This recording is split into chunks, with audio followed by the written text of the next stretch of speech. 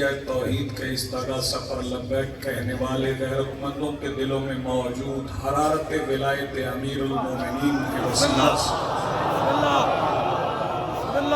درخواست گزار ہوں اپنے اس وارث کے حضور جو پردہ غیب میں شاہ سوار وادی نور کی حیثیت سے موجود ہے کہ کائنات کا وہ مطلق العنان مدبر الامور اپنے رخ سے حجاب غیبت ہٹائے اور کعبہ کی چھت سے اپنے پہلے ہی خطبے میں کائنات کو سمجھائے کہ علی کل بھی واجب تھا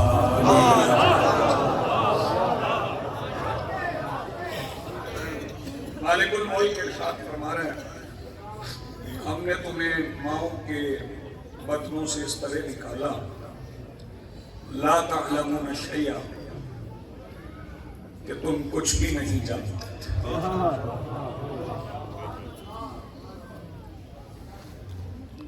یعنی جب آئے تھے تو کچھ نہیں جانتے تھے علم نہیں تھا جہالت میں اس لیے نہیں کہہ رہا کیونکہ واضح طور پہ نص موجود ہے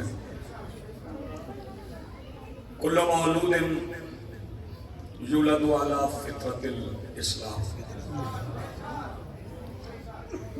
ہم نے ہر مولود کو اسلام کی فطرت پر پیدا کیا اور جب تک وہ فطرت اولا پر ہے میں نے کبھی نہیں یہ سمجھا کہ میرا مجمع میرے سامعین وہ سطح عمومی پہ بیٹھے وہ اس لیے کہ مجلس اعضاء کی صف ہی سطح خصوصی ہے ویسے تو یہ مجلس اعضاء عرف عام میں بھی درسگاہ میں ہو رہی ہے دانشگاہ میں ہو رہی ہے حوزہ علمیہ میں ہو رہی ہے یونیورسٹی میں ہو رہی ہے لیکن مجلس اعضاء بھی ایک دانشگاہ ہے ایک یونیورسٹی ہے ایک مکتب ہے فرق صرف اتنا ہے کہ ابھی آپ یہ ہاسٹل میں چلے جائیں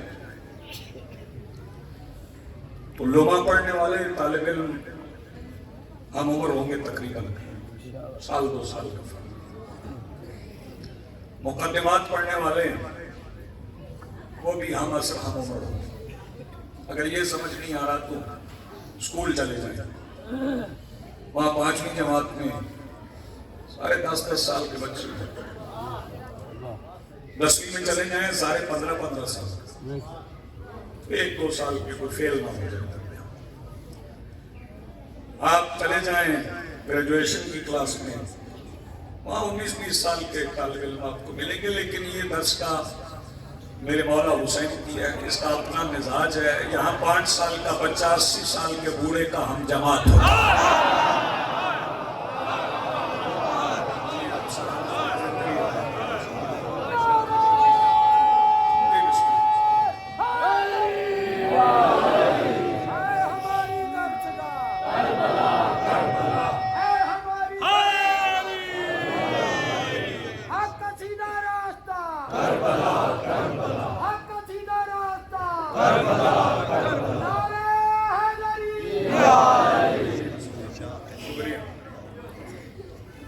ویسے بھی آپ دانشگاہ میں بیٹھے تو یہاں کسی کے متعلق یہ طے کر لینا کہ وہ کسی کمتر سطح پہ یہ کمتر ہونے کی نشانی یہاں برتری ہی برتری لمحہ ب لمحہ ہر ساعت کے ساتھ ہر آنے والی سانس یہ جو مجلس اعضاء میں سانس آ رہی ہے یہ آکسیجن سے نہیں جنت کی ہوا سے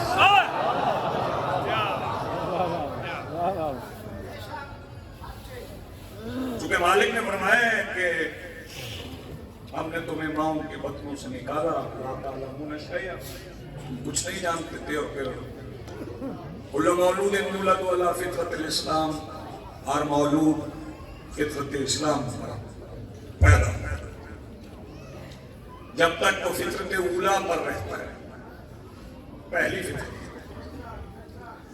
وہ اسلام میں ہی رہتا ہے۔ جب فطرت ثانیہ شروع ہوتی ہے، ثانوی فطرت،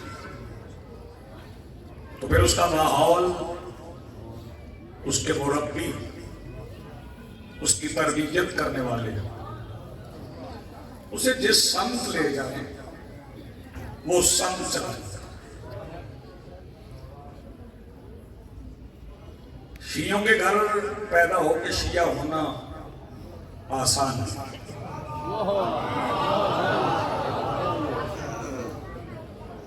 اور یہ کرم ہے۔ شیعہ خاندان کے گھر پیدا ہو کر شیعہ ہونا یہ کرم ہے، اور اگر کوئی شیعہ خاندان میں پیدا نہیں ہوا اس کے لیے بھی سہولت موجود ہے۔ اگر اس کے دل میں آل محمد کے لیے محبت ہے،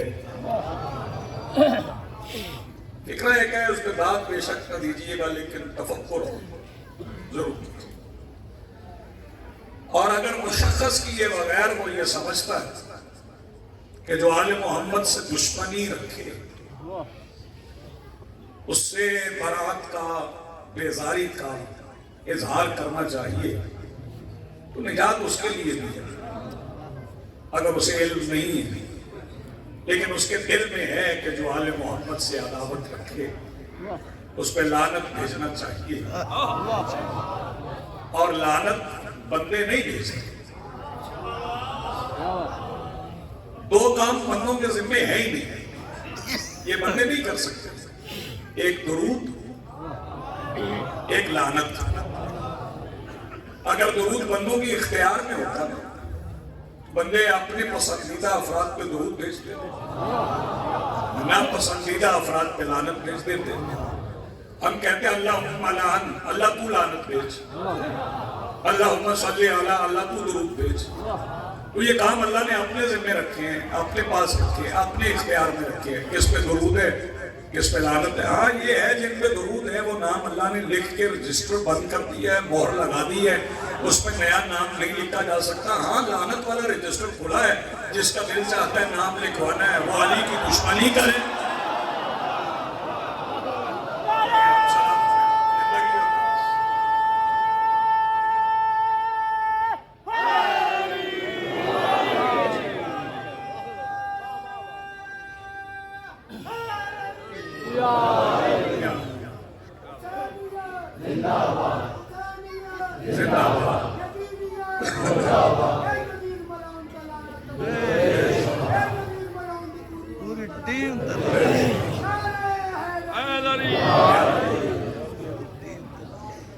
وہ فطرت کے بعد جب فطرت ثانیہ آتی ہے تو پھر وہ راستہ بدلتا ہے، اس کے مربی لیتے ہیں۔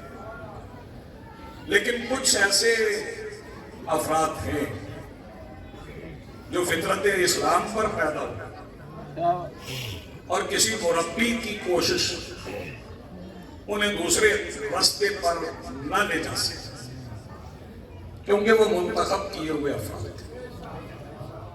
ایسی باتیں بھی کی جاتی، ان میں سے ایک ہستی کا ذکر میں کر رہا ہوں، نام ان کا ہے جندب، نام جندب، جنادہ کے بیٹے، کنیت ابو ذر ہے،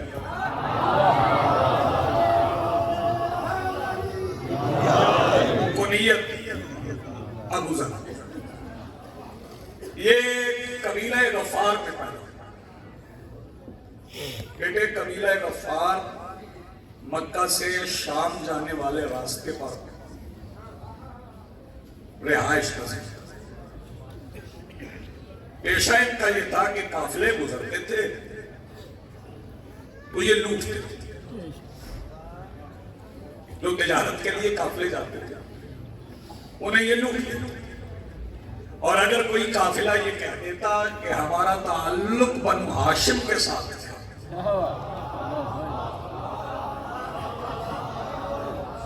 تو وہ انہیں امان بھی دیتے.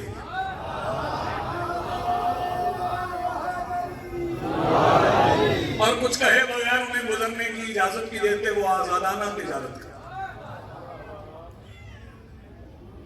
مذہب ان کا بت پرستی تھا. ایک ان کا سردار تھا جس کا نام تھا جنادہ, اولاد اس کے حامی تھی. پھر اس کے پہلا بیٹا ہوا جس کا نام جندب رکھا. بڑی خوشیاں قبیلے میں منائی گئی کہ سردار کے ہاں بیٹا پیدا.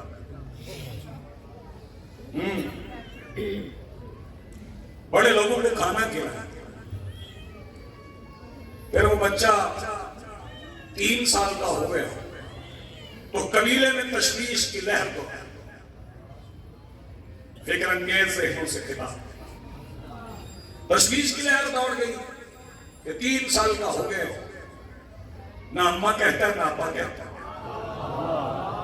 گفتگو ہی نہیں کرتا, بولتا ہی نہیں.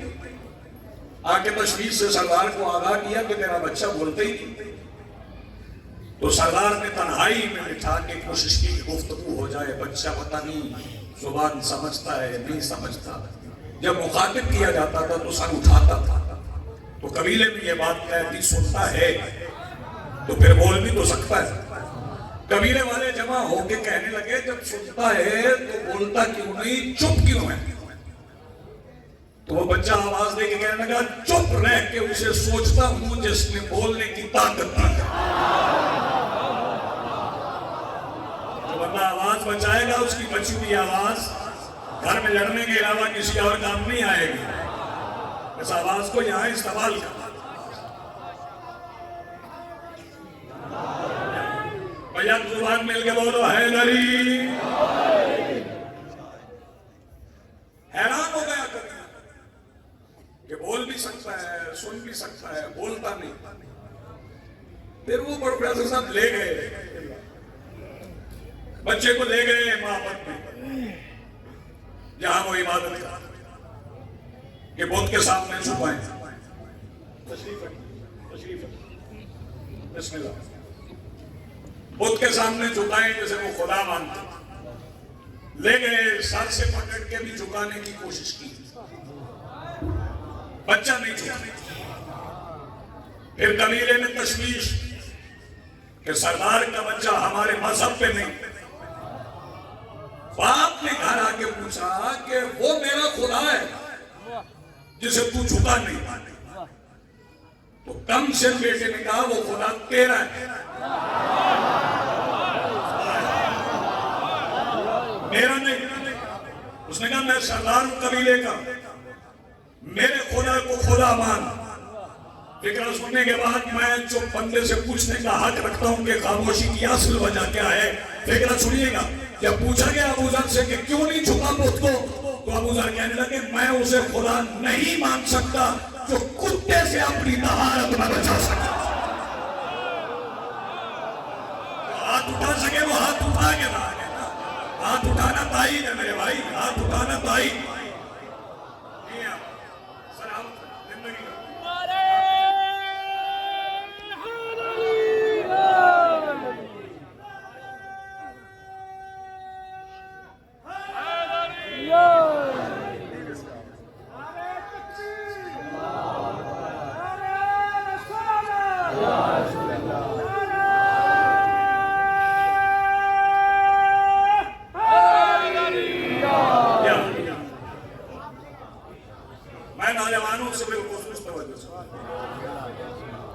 نہیں جھکے بت کے ساتھ, بسیار کوشش کے باوجود, ہزار کوشش کے باوجود نہیں جھکی.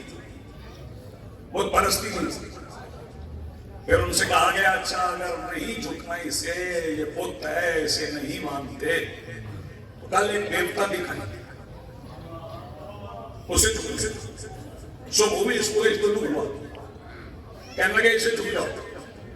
ابو ذر مسکرا دیے، کہنے لگے نہیں چھپ نہیں سکتے۔ پھر قبیلے والوں نے پوچھا کہ اسے بھی نہیں چھپے، بت کو بھی نہیں چھپے، کم از کم اس کی تو عبادت کر لے۔ ابو ذر کہنے لگے نہ اطاعت نہ عبادت نہ تعظیم۔ کہنے لگے پھر کس کی کرو گے؟ اس نے کہا یہ تو سورج ہے، تو تعظیم کس کی کرو گے؟ ابو ذر کہنے لگے یہ ابھی ابھرا ہے، پھر ڈوب جائے گا، میں ڈوبنے والوں کو مانتا ہی نہیں۔ یار جنہوں نے ابو ذر چھوڑنے وہ ہاتھ اٹھائے، آپ کی زندگی میں ڈوبنے والوں کو نہیں مانتا۔ میرے قابل صالح احترام سامعین، پوچھا گیا جب اسے بھی نہیں مانتا، اب نوجوانوں سے توجہ، پھر کس کو مانے گا؟ ابو ذر کہنے لگے سن لو، ڈنکے کی چوٹ پہ کہہ رہا ہوں، ڈوبنے والے کو نہیں مانوں گا، مانوں گا اسے جو ڈوبا ہوا بنتا ہے۔ شاباش، جو ہاتھ اٹھا سکے ہوئے، اور جب ہاتھ اٹھائے گا تو تائید ہو جائے گا۔ جو ڈوبنے والے کو پلٹا دے، نہیں مانو سورج کو، نہیں پرست، جس فطرت پہ آئے تھے اسی پہ رہے، جس پہ آئے تھے اسی پہ رہے۔ پھر دن گزرتے گئے، میں اپنے عقیدے کی بات کروں، میں عقیدت کی نہیں ہے، عقیدتیں مختلف ہوتی ہیں، عقیدے مختلف نہیں، میرا اور آپ کا عقیدہ ایک، عقیدت میں فرق ہو سکتا ہے۔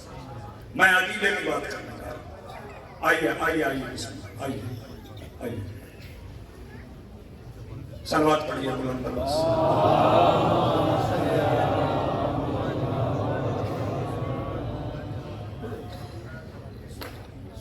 آ جائیں،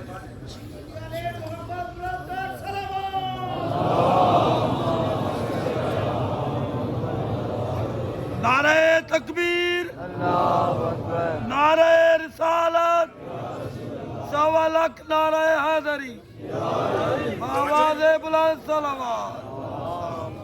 متوجہ ہیں؟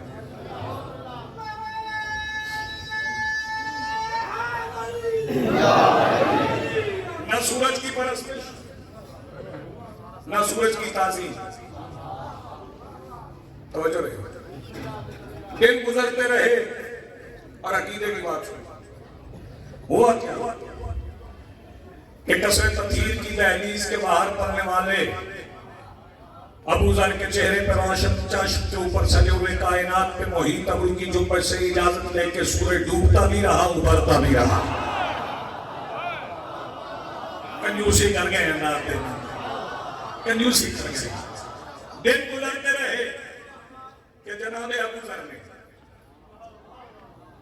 شباب کی سرحد پہ قدم رکھا، جوانی کی سرحد،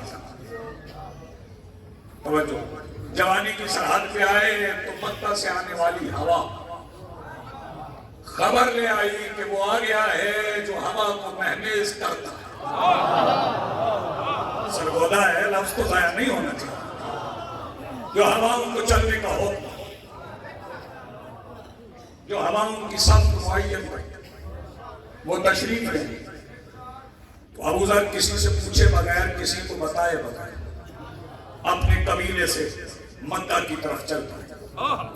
ادھر ابو ذر چلے، ادھر میرے سردار سرکار رسالت پانا نبیوں کے سلطان نے امیر المومنین سے کہا یا علی جاؤ، توحید کا مہمان آ رہا ہے، جو پیچھے رہ جائے اسے ساتھ ملا لیں، توحید کا مہمان ہے۔ ادھر سے ابو ذر چلے، ادھر سے علی چلے کہ حرم کی سرحد، علی پہنچ گئے، ادھر سے ابو ذر جاگنا، علی بھی پہنچ گئے، ابو ذر بھی پہنچ گئے۔ نہ میرے مولا علی نے کچھ پوچھا، نہ ابو ذر نے کوئی سوال کیا، علی پلٹے، پیچھے پیچھے ابو ذر چلا، میں فکرہ کہہ کے میں دیکھوں گا کون کون معرفت کے کس درجے پہ ہے. آگے علی پیچھے ابو ذر. سو بولے والو ابو ذر کائنات تو وہ پہلا بندہ ہے جو علی کے نقش قدم پہ قدم رکھ کے چلا. شاباش. اب آوازیں اٹھی ہیں آپ. ابو ذر پہلا بندہ جو علی کے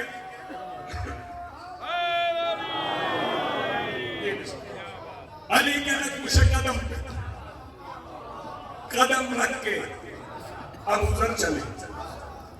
آگئے سرکار کی خدمت. بچے بزرگ جوان طلاب نظر کرو فکر. نبیوں کے سلطان کی بارگاہ میں پہنچے. سلام کو سلام کیا. آئے سلام کو سلام کیا. نبیوں کے سلطان نے پوچھا ابو ذر کیا محسوس کر رہے ہو؟ جاگنا سکوٹا والوں فکر ضائع نہ کرنا. جیسے ہی حسنین کے لالا نے پوچھا ابو ذر کیا محسوس کر رہے ہو؟ ابو ذر کہنے لگے سرکار مجھ سے خوش قسمت کون ہے؟ میں نے کلمہ پڑھنے سے پہلے کلمہ دیکھ لیا. میں نے کلمہ پڑھنے سے پہلے. بہت شکریہ. سارے بولو.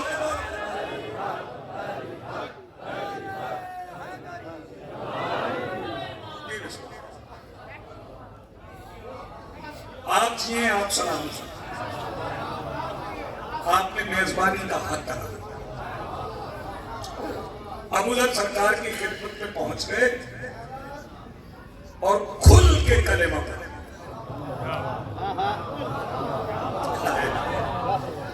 کھل کے کلمہ پڑھا. چھپ کے نہیں. دروازے کے پیچھے چھپ کے نہیں.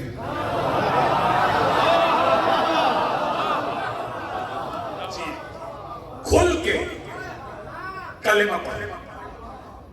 اچھا وہاں پہ مکہ میں حالات ایسے تھے کہ بنو ہاشم کے سوا کوئی کھل کے نہیں کہتا اللہ ایک ہے. باقی لوگ ڈرتے تھے. نماز بھی بنو ہاشم ہی پڑھتے تھے. صحن مسجد میں صحن حرم میں دروازہ کھلتا تھا ابو طالب کے گھر کا. جو آپ بولے ہوں گے میرا سلام ہے. صحن حرم میں دروازہ کھلتا تھا ابو طالب کا. مکہ ہو یا مدینہ گھر ان کا اور اللہ کا ایک ہے. عقیدے والے بولیں گے بھائی عقیدے والے بولیں گے گھر ان کا اور اللہ کا. وہاں بھی در حرم میں کھلتا وہاں بھی مسجد میں اور نماز بنو ہاشمی پڑھتے تھے کھل کے. ہاں جی جنہیں آج بہت نماز یاد ہے نا انہیں تب پتہ بھی نہیں تھی. کیا بات ہے بھائی جی. انہیں تب خبر بھی نہیں تھی. میں نماز کی مخالفت نہیں کر رہا. نماز واجب ہے. نماز کا تارک گنہگار ہے.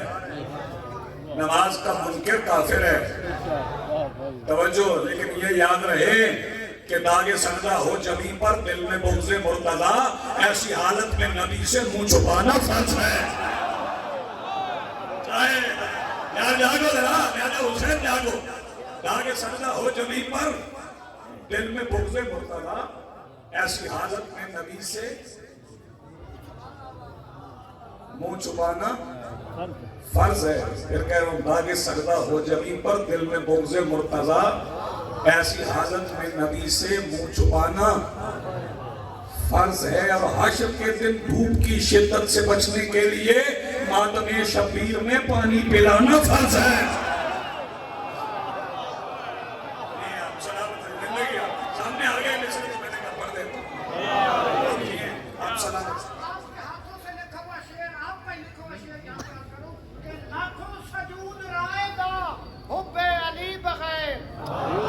قبلہ صاحب کا لکھا ہوا لاکھوں سجود رائے گا حب علی بغیر. ایک عشق موت پر ہے شبلا عزا کے ساتھ. نعرہ حیدری سجود پہ بات آ گئی تو یہاں پھر میں رک جاتا ہوں. بتا رہا ہے جہاں کو لہو میں تر سجا. نہیں شالی بہت شکریہ, مہربانی آپ کی دعا وہاں سے مل گئی. بتا رہا ہے جہاں کو لہو میں, بھائی سر اٹھانا پچھلا ضائع نہ کرنا, بڑی محنت سے پڑھ رہا ہوں. بتا رہا ہے جہاں کو لہو میں تر سجدہ, علی کا بغض ہے دل میں تو پھر ہے شر سجدہ. یار نہیں پہنچا مصرا, اس سے آسان تو ہے ہی نہیں میرے کل میں. بتا رہا ہے جہاں کو لہو میں تر سجدہ, علی کا بغض ہے دل میں تو پھر ہے شر سجدہ. علی کا بغض ہے دل میں تو پھر ہے شر سجدہ. پھر کہہ رہا ہوں علی کا بغض ہے دل میں تو پھر ہے شر سجدہ.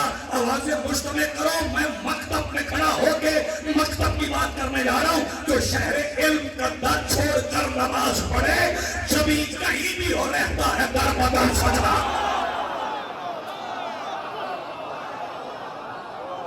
جی ہاں, سلامت شہر علم کا اور حیدر.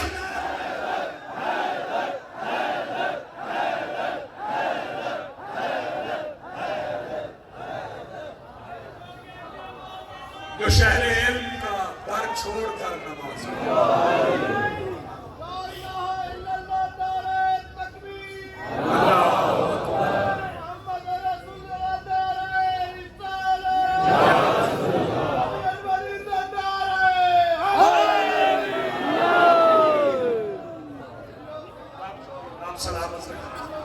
جو شہر علم کا در چھوڑ کر نماز, جب ہی کہیں بھی ہو رہتا ہے در بدر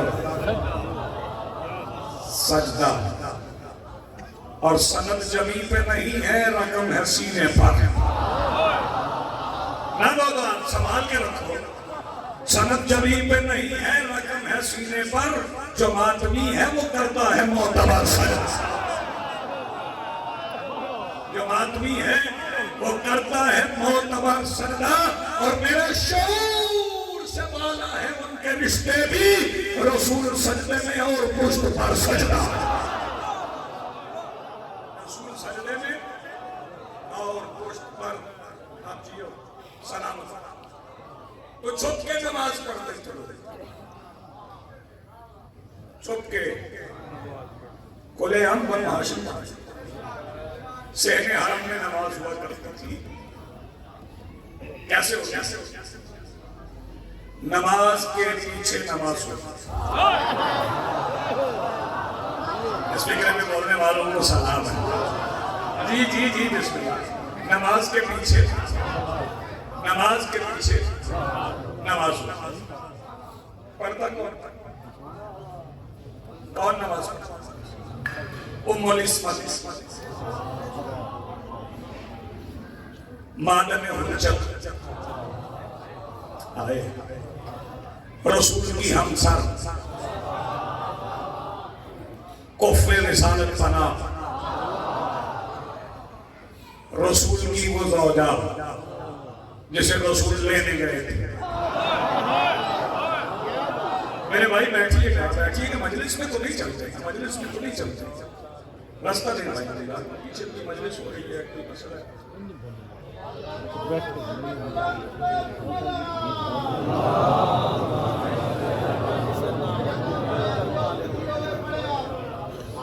پڑھ رہا ہوں, ادھر جائیں.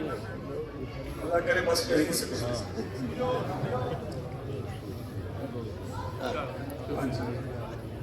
چلے خیر سے بیٹھے, خیر سے بیٹھے, جہاں بھی رہے, جہاں بھی بیٹھے, خیر سے بیٹھے.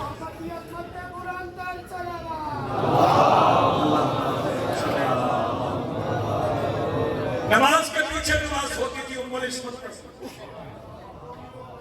مصدر حجت پر, حسنین سینانی پر, ساتھ علی پر, ساتھ علی پر. بندے حیران ہو گئے, ساتھ علی پر. علی رہے ہی بیوی کے پاس 6 سال کے تھے علی جب سیدہ لینے گئی تھی. ہاں وجہ کیا تھی کہ جب عقد رسالت معاف ہوا تھا اور سرکار ابو طالب نے نکاح پڑھا تھا، تو ہاتھ مہر لینے کے بعد سرکار ابو طالب نے پوچھا تھا، بیٹی خدیجہ کچھ مانگ؟ فرمایا آپ کا دیا، آپ کا اور میرے اللہ کا دیا سب کچھ۔ اقرا کہا گئے آپ کے اور میرے اللہ کا دیا، پھر کہہ رہا ہوں آپ کے اور میرے اللہ کا دیا سب کچھ کیا مانگا؟ ویسے 5000 دینار ہاتھ مہر تھا، دینار 3 تولے کا ہوتا ہے، وہ سرکار ابو طالب نے دیا تھا۔ اب جو بندے کہتے ہیں نا سلام اس پر، شاباش، جو اس فکرے میں بول پڑے جاگنا۔ سرکار ابو طالب نے کہا خدیجہ میری حسرت ہے، عرض کی سرکار سب کچھ ہے، پھر فرمایا نہیں میرا حکم ہے بیٹی کچھ مانگ۔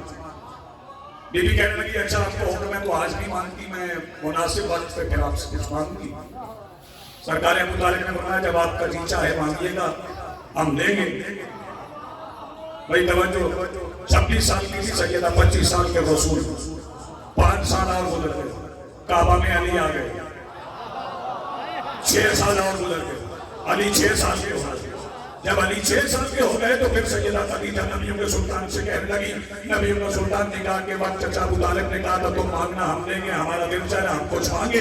فرمایا چاہیے آپ کے بھی چچا ہے آپ بھی مانگیے جا کے۔ فرمایا نہیں اکیلے نہیں جاؤں گی، آج مانگنے کے لیے بانٹنے والا ساتھ لے جاؤں گے، بندے ہاتھ نہ اٹھا سکے تو کسی اور کو نہ دے دے، آج بانٹنے والا ساتھ لے کے جاؤ۔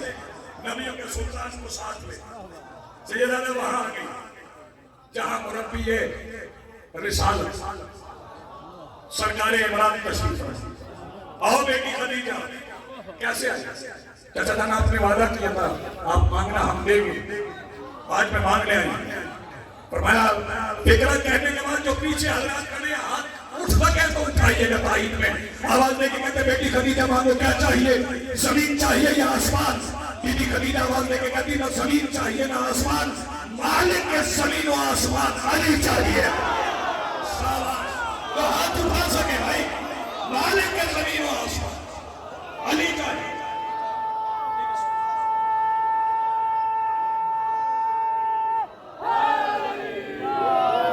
فرمایا کل بھی آپ کا تھا، رک کے سن لو فکرہ، ہم نے اپنے بچے دے دیتے ہیں لیکن 1 دن کے 2 دن کے 3 دن کے، جب بچہ ماں باپ کو پہچاننے لگے پھر دیا بھی نہیں جاتا، آپ کوئی دینا بھی چاہے تو نہیں دیا جاتا، بچہ رو کے واپس آ جاتا۔ 6 سال کے ایسے ہی اور بی بی خدیجہ کہہ رہی ہیں ہمیں لینا، رسول نے فرمایا آپ کا ہوا تو چاہیے تھا نا، علی پلٹ کے دیکھتے بابا کو نا۔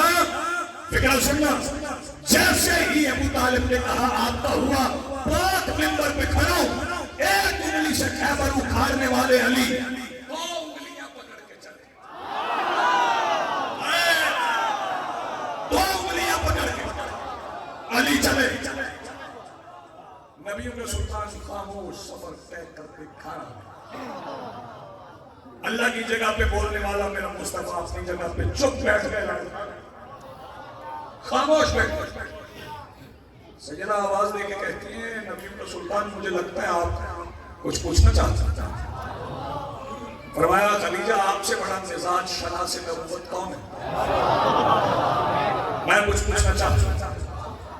جی مولا فرمائے۔ خدیجہ علی پہلے بھی یہی رہتے تھے، کھانا بھی ہمارے ساتھ ہی کھاتے تھے، نماز بھی ہمارے ساتھ ہی پڑھتے تھے، جب روز آ جاتے تھے روز چلے جاتے تھے، یہ آج مستقل کیوں مانا؟ جس کا عقیدہ کمزور ہے وہ کانوں میں انگلیاں ٹھونس لے۔ بی بی خدیجہ آواز دے کے کہتی سوال آپ کا ہے تو جواب دینا واجب ہے، ذرا دونوں بھائی اٹھ کے میرے سامنے کھڑے ہو جائیں۔ محمد اور علی ملی ہوئی انگلیوں کی طرح کھڑے ہو گئے۔ حسنین کی رانی اشارہ کر کے کہتی محمد رسول اللہ علی ولی اللہ، یہی میں چاہتی تھی سارا کلمہ میرا ہو جائے۔ تو ہاتھ اب بھی نہیں اٹھا یار، تائید میں نہیں اٹھ سکا، سارا کلمہ آپ کی زندگی، آپ سلامت۔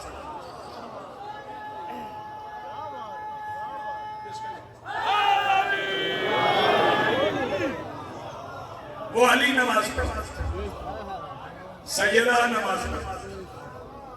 اور ایک دن سرکار ابو طالب آئے, گھر چلے گئے, جناب جعفر طیار کا ہاتھ پکڑ کے ساتھ لے آئے, ساتھ لا کے منع کر دیا, فرمایا تم بھی جعفر ان کے ساتھ نماز پڑھو, تم بھی ان کے ساتھ نماز پڑھو. خود برہنہ تلوار لے ابو طالب طواف کرنا کہ ابو لہب آ گیا, اس نے آگے ادا ہوتی ہوئی نماز کو دیکھا, اور پھر سرکار ابو طالب کے ہاتھ میں برہنہ تلوار دیکھا, آواز دے کے کہنے لگا ابو طالب یہ تیرے بچے,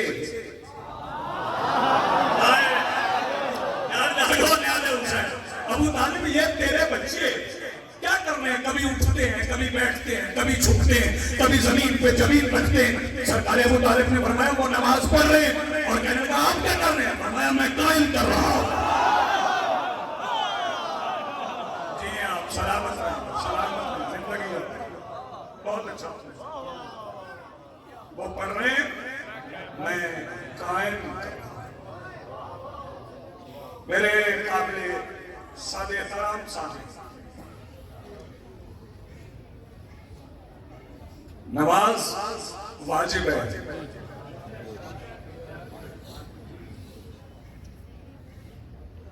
لیکن یہ یاد رکھنا بچی ان کے صدقے میں جنہوں نے ٹوٹی ہوئی پسلیوں کے ساتھ پڑھی.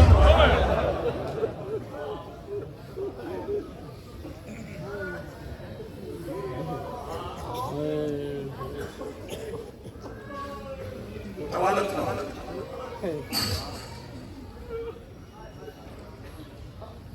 ٹوٹی ہوئی پسلیوں کے ساتھ.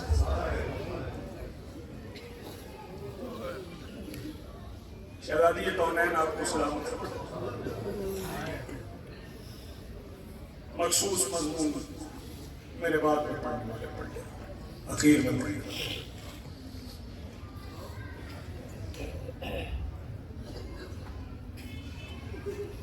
دو چار فکریں مجھے مسائل کے فائدے میں سے جماعتی الثانی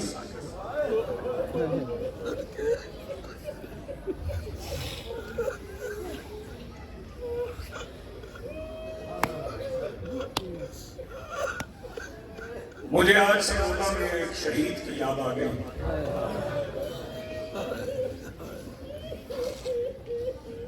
صدیاں گزر گئی, شہید محسن نقوی صدیوں بعد آ گئے.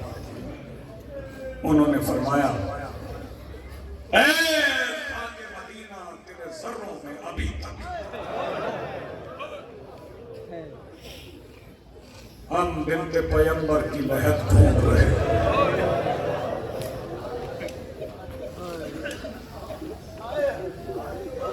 ہماری سلامت رہے, آباد آباد.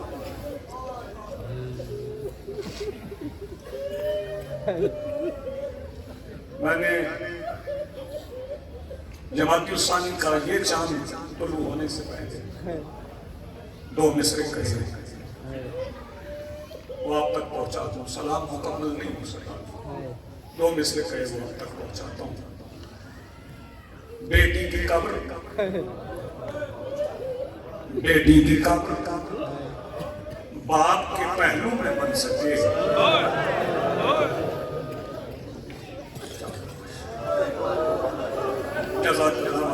بیٹی کی قبر باپ کے پہلو میں بن سکے, اتنی بھی کیا نہیں تھی وراثت رسول کی.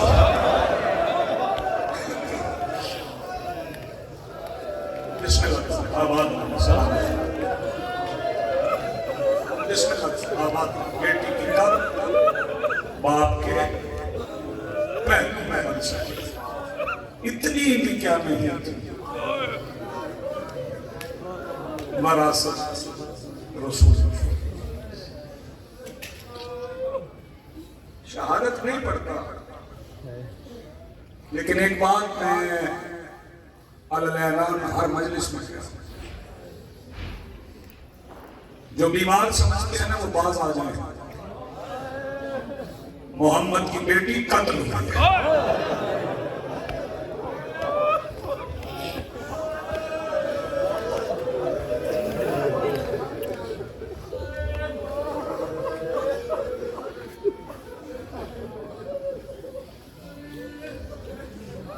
آپ رو پڑے، میرا حصہ خیرات پوری مل گئی، مسائب ہو گئے۔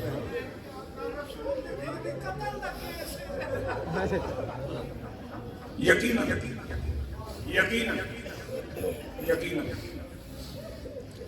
گواہ غیب کے پردے میں موجود ہے۔ حسنین بھی جن بیٹوں کے سامنے ماں کو مارا گیا نا، جزاک اللہ مرحبا، وہ آئیں گے۔ کبھی اولاد کے سامنے، کبھی اولاد کے سامنے ماں کو ڈانٹنا نہیں،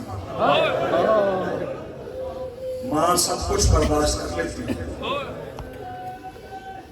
اولاد کے سامنے توہین برداشت نہیں کرتے۔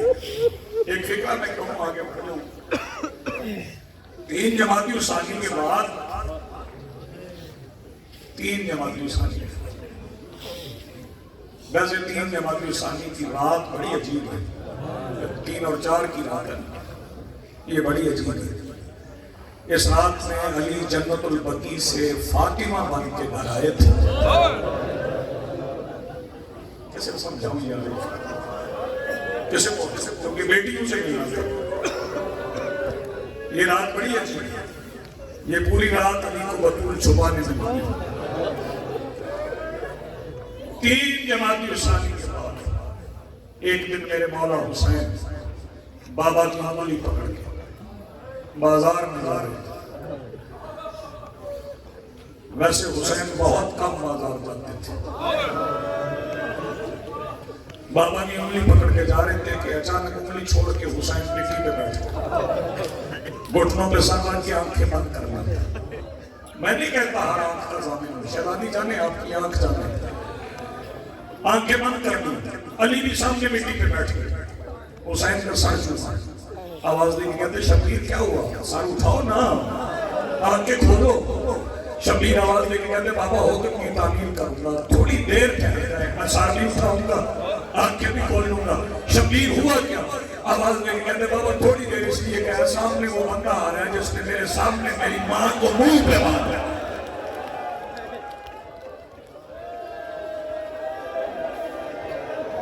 میری جوانی سلامت رہے، ہو گیا پرسان ریز، ہو گئی ماں جی جی جس نے نوکر جی جس نے میرے سامنے میں جس نے میری ماں کو منہ پہ مارا، سامنے وہ بندہ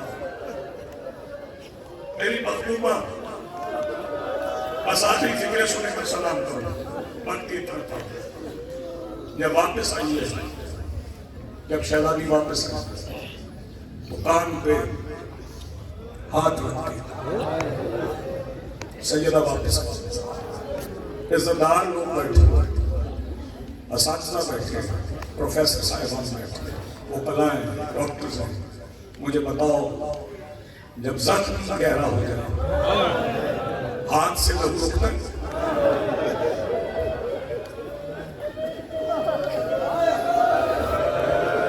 جزاک اللہ مرحبا، ہاتھ سے خون روکتا ہے؟ نہیں رکتا ہے۔ شہزادی نے کان پہ ہاتھ رکھا ہوا تھا، لہو بہ رہا تھا، لہو کی ایک لکیر تھی۔ گھر کا دروازہ کھلا، گھر کے دروازے کے بالکل سامنے ایک حجرہ تھا جس میں سے 5 سال کی بیٹی نکلی۔ بیٹی ماں کے سامنے آئی، ماں سے کھڑا نہ رہا گیا، ماں بھی مٹی پہ بیٹھ گئی، بیٹی بھی مٹی پہ بیٹھ گئی۔ آخری فکریں اور علی کون بندہ ہے جو عبادت کر سکے؟ نظر شہزادی کی نظر ماں کے کان سے بہتے ہوئے لہو پہ پڑی۔ سیدہ زینب آواز دے کے کہتی ہے اماں جہاں آپ گئی تھی وہاں کسی نے آپ کو مارا ہے؟ میں بسم اللہ کا حوالے تھوڑی بلند رکھنا، اماں جہاں آپ گئی تھی، جی میں نوکر، میں نہیں جلدی کرتا، اماں جہاں آپ گئی تھی وہاں کسی نے آپ کو مارے؟ تو شہزادی دھارے مار کے ہوئی، میری مخدومہ دھارے مار کے ہوئی۔ سیدہ عالیہ فاتح شام شہزادی آواز دے کے کہتی ہے ماں درد زیادہ ہے؟ بی بی آواز دے کے کہتی نہیں سیدہ درد کی وجہ سے نہیں ہو رہی، میں گئی تھی نا تو میرا تو صرف کان زخمی ہو رہا ہے نا، میں تو مستقبل کے دور دیکھ کے رو رہی ہوں، جب تو جائے گی نا تیرا سر زخمی، تیری کلائیاں زخمی، میں بسم اللہ کرو ماتم کرو جب آدمی جوانی ہاتھ سر پہ یا سینے پہ، جب تو جائے گی تیرا سر زخمی، تیرا گلا زخمی، تیرے کان زخمی، ادھر سنو گے پھر شہزادی زخمی کتنی ہوئی جب پلٹ کے واپس مدینے آئی تھی نا، نانا کی قبر پہ گئی، اپنی توحید بچانے والی چادر سے سیدہ نے ایک سرخت کا کئی سوراخوں والا کرتا نکالا، نبی کی قبر پہ رکھا، قبر نبی کانپنے لگی، سیدانی آواز دے کے کہتی بس نانا ابھی تو صرف بیٹے کا کرتا ہے، قبر نبی سے آواز آئی کیا مطلب بیٹی صرف بیٹے کا کرتا ہے، بیٹی تمہیں بھی زخم آئے، سیدانی آواز دے کے کہتی نانا صرف زخم نہیں آئے، آپ کی امت میں مجھے شام کی ہر گلی میں میرا ماتم جس کے پاس ہے، جس کے پاس ہاتھ ہے وہ ماتم کرے، نانا آپ کی امت نے تیری جوان ہاتھ پکڑنا جوان کے تیری امت نے مجھے شام کی ہر گلی میں مارا ہے، آواز دے کے کہتے بیٹی آپ نے زخم سنا، سیدہ فرماتی نانا آج ایک زخم سناتی ہوں، اگر مزاج نبوت برداشت کر سکا پھر کل آؤں گی اپنا زخم سناؤں گی، جی میں بھی سناؤں، سیدہ آواز دے کے کہتی نانا جب خیام کو آگ لگ گئی میں ایک ایک یتیم نکالتی رہی، نانا پھر اس خیمے کو آگ لگ گئی جس میں آپ کی دستار کا وارث میرا سجاد تھا، نانا میں نے آگ کی پرواہ نہیں کی، نانا میں جلتے ہوئے خیمے میں داخل ہو گئی، میں نے سجاد کو اپنی پشت میں اٹھایا، نانا جب میں سجاد کو لے کے خیمے سے نکلی ابن سعد نے دیکھا محمد کی دستار کا وارث بچ گیا ہے، آواز دے کے کہتا جلدی